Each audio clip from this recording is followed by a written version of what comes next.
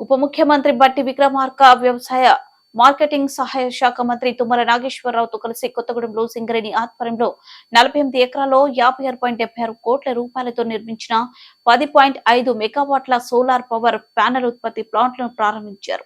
రాష్ట్ర ప్రజలకు క్వాలిటీ విద్యుత్ అందించడమే మా ప్రభుత్వ లక్ష్యమని, ప్రజల భవిష్యత్తు అవసరాలకు అనుగుణంగా ప్రత్యామ్నాయ విద్యుత్ ఉత్పత్తికి ఇందిరమ్మ రాజ్యంలోని కాంగ్రెస్ ప్రభుత్వం ప్రత్యేక దృష్టి సారించిందని రాష్ట్ర ఉప ముఖ్యమంత్రి బట్టి విక్రమార్క తెలిపారు.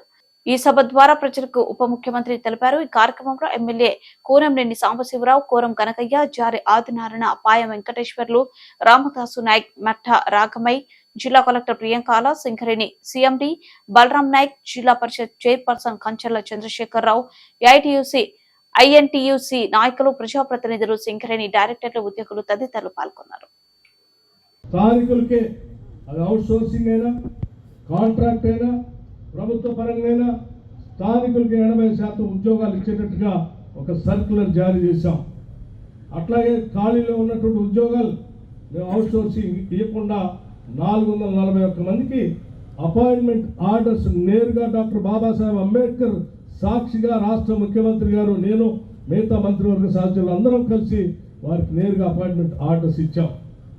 అట్లాగే మరో 489 ఉద్యోగాలకు సంబంధించిన నోటిఫికేషన్ కూడా జారీ చేశామని చెప్పడానికి కూడా నేను సంతోషిస్తా ఉన్నాను.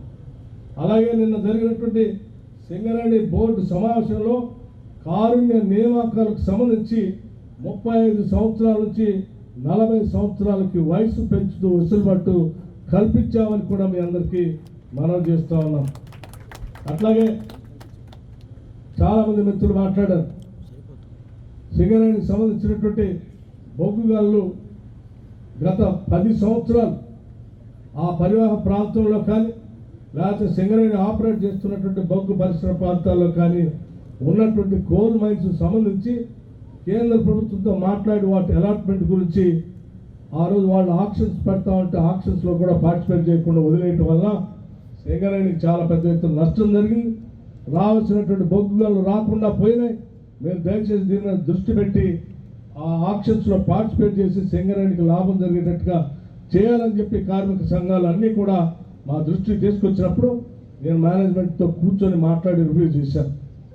ఏం జరుగుతూ ఉంది, ఎందుకు నష్టపోవాల్సిన పరిస్థితి వచ్చింది, మనం ఎందుకు పార్టిసిపేట్ చేయట్లేదని అంటే అందరూ నాకు చెప్పిందల్లా ఒకటే, నిజమే మనం పార్టిసిపేట్ చేయకపోవటం వల్ల రాష్ట్రమే నష్టపోతూ ఉంది.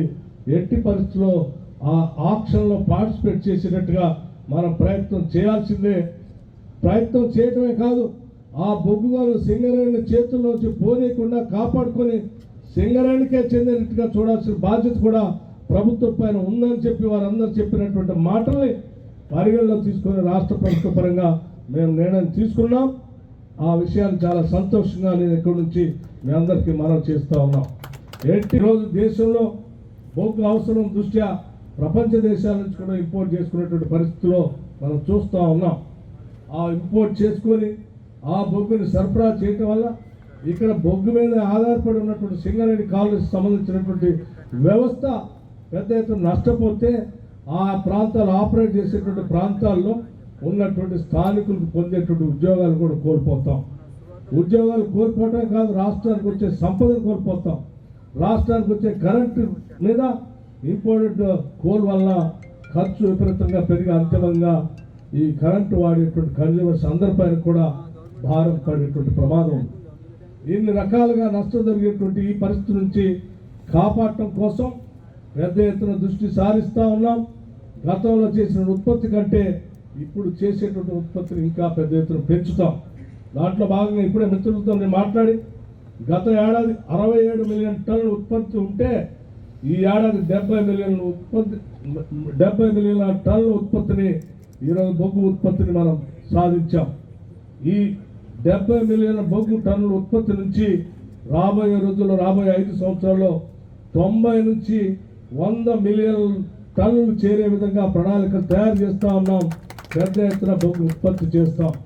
వీటికి సంబంధించి రాబోయే రోజుల్లో ఇప్పుడు ఉన్నటువంటి బొగ్గు గనులే కాదు, నైని బొగ్గు గని కానీ, తాడిచెల్ల బొగ్గు గని కానీ, కోయగూడెం మరియు ఇతర బొగ్గు గనులు ఏర్పాటుకు పూర్తిగా సింగరేణి సంస్థ అట్లాగే రాష్ట్ర ప్రభుత్వం పెద్ద ఎత్తున రాంపురం సంబంధించినటువంటి కూడా ఏ ఒక్కదాన్ని కూడా వదిలిపెట్టే ప్రసక్తే లేదని చాలా స్పష్టంగా చెప్తా ఉన్నాం. అలాగే మిత్రులారా, సింగరేణికి సంబంధించినటువంటి బొగ్గు ఉత్పత్తితో మనం ఉత్పత్తి చేసుకున్నటువంటి విద్యుత్ శక్తి థర్మల్ పవర్. సరే, మనందరికీ తెలిసింది థర్మల్ పవర్ అనేది ఈరోజు పెద్ద ఎత్తున రాష్ట్రంలో ఉత్పత్తి